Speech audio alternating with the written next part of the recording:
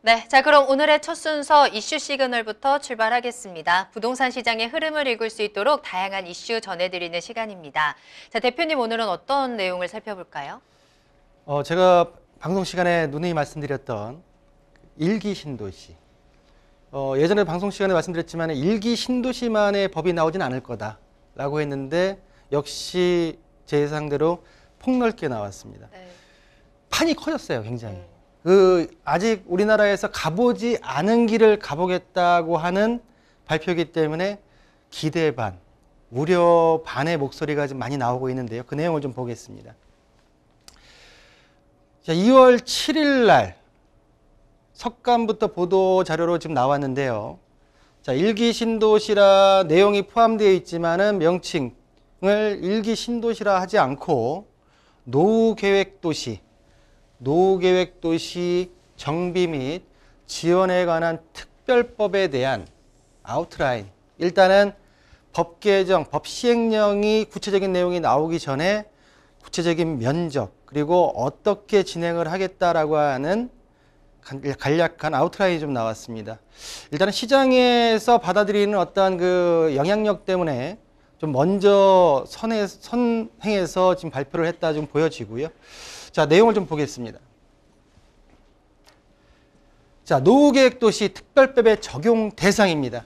제가 할 내용들은 구체적으로 다 언급하진 않겠고요. 추후에 구체적인 법 개정에 대한 발의 내용이 나온다고 하게 되면 그때가 좀 구체적으로 하겠지만 이번 내용 같은 경우에는 적용 대상과 그리고 적용 대상의 단지들이 받는 혜택, 특례에 대해서 한번 짚어보도록 하겠습니다.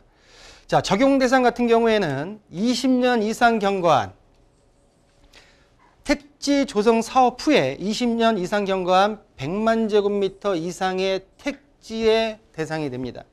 자, 일기 신도시는 더할 나위 없고요. 수도권 내에 택지지구 그리고 지방 거점 신도시 등이 포함이 되겠고요.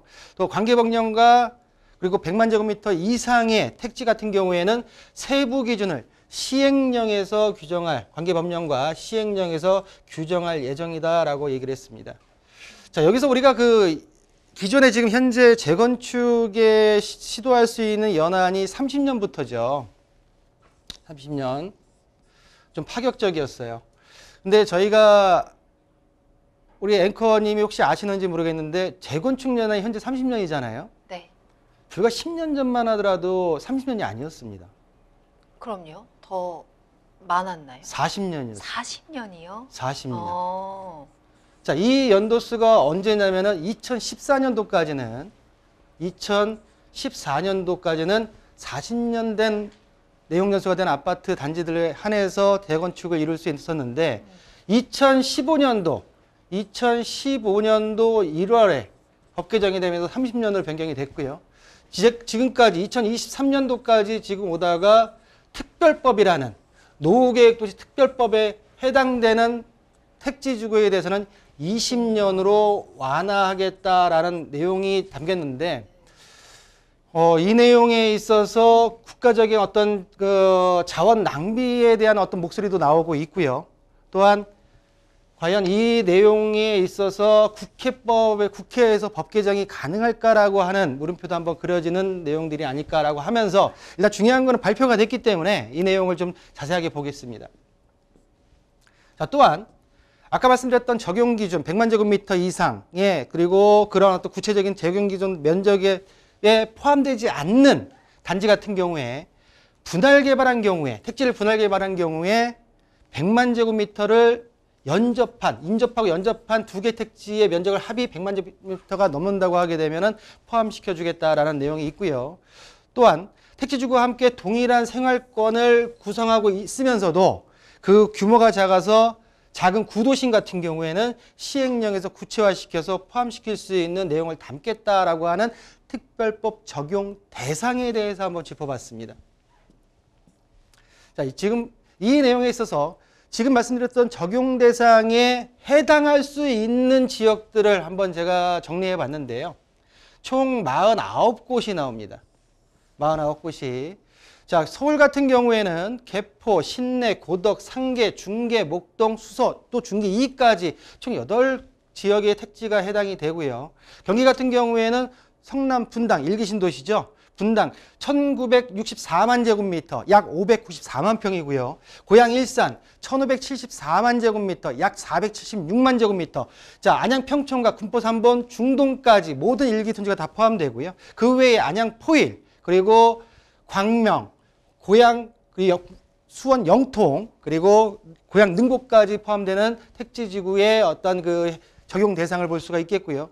인천 같은 경우는 9월 연수 계산, 강원도 지역도 있고요. 쭉 내려와서 대구 같은 경우에는 칠곡 성서 칠곡 2, 그리고 대전 같은 경우에는 노은 둔산, 그리고 둔산이 송촌 지역이 해당이 되겠습니다. 자, 그 외에 지금 부산 같은 경우는 해운대와 화명지구가 있고요.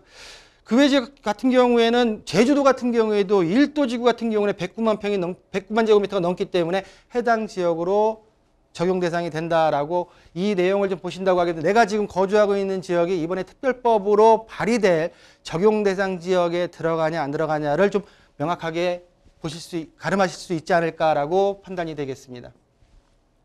자, 지금부터는 그럼 특별정비구역에 대한 특례, 혜택이 어떤 지원을 해주냐라고 하는 내용인데요. 일단은 본 내용 같은 경우에는 가장 큰 이슈는 용적률이겠죠. 근데 이제 재건축 안전진단의 완화 내용이 지난해 12월 8일 날 나오면서 그 내용에서 좀 더 진일보 발전한 재건축 안전진단 같은 경우에는 공공여 기여도에 따라서 면제 또는 완화시켜주겠다라는 내용이 담겨져 있고요.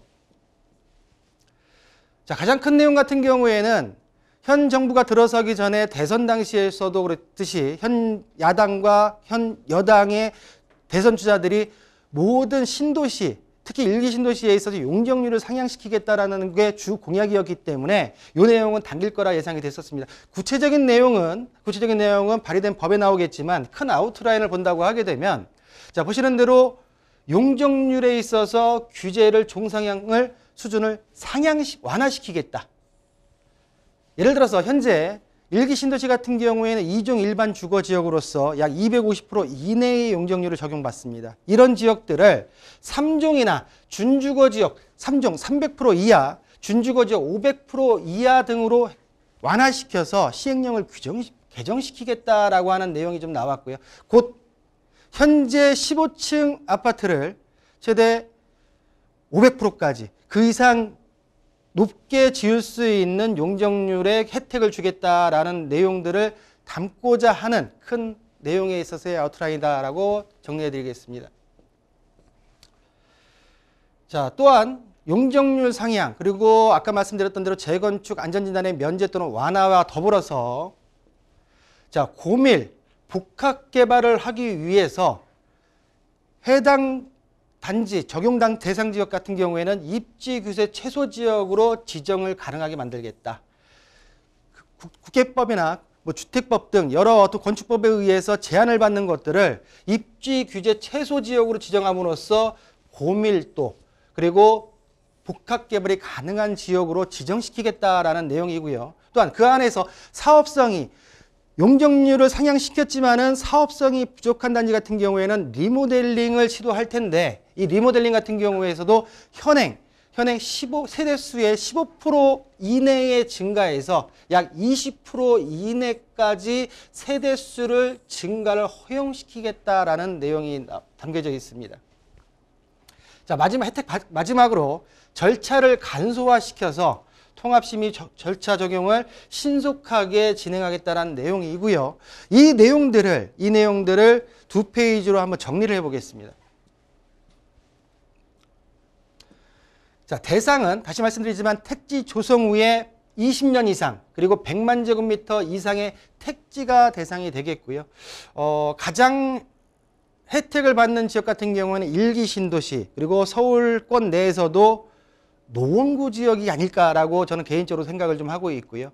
주요 혜택 같은 경우에는 말씀드린 대로 안전진단 같은 경우에는 공공성 확보 기여도에 따라서 면제도 시켜주겠다. 용적률 같은 경우에는 준주거 상향 시 최대 500%까지, 리모델링 가구수 같은 경우에는 15% 이내의 증가에 현행에서 20% 이내까지 완화시켜주겠다라는 내용이 나와 있고요.